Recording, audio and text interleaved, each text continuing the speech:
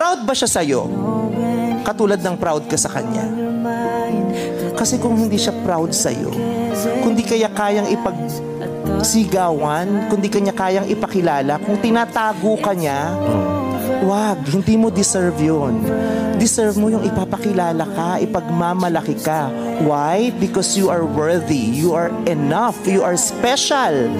Kaya kung di kanya pinapakilala, kung tinatago ka niya, kung hindi kanya kayang ipagmalaki, kung di kanya kayang makasama sa mall, kung di niya kayang sabihing jowa ka niya, tama na yan.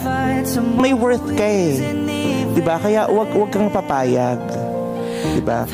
Yung jowa mo ba, mahal ka kasi kailangan ka, o kailangan ka kasi mahal ka?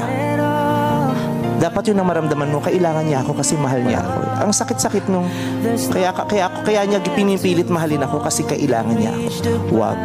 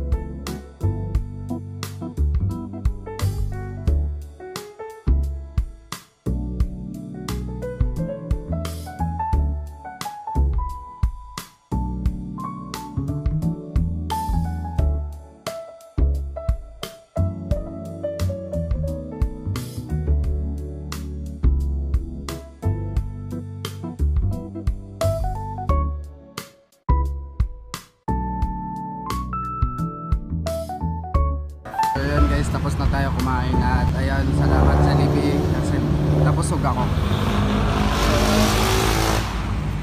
Ngayon mga idol, uwi na tayo at so yun, salamat kasi napusog ako guys at uwi na po tayo. Magandang umaga pala sa lahat, no? Magandang umaga at nandito ako ngayon sa Jollibee. Tayo. Let's go.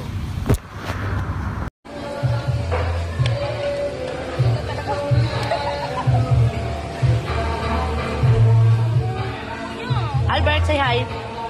Nati. Sige. Ella. Say hi. Hi, Joyce. And myself.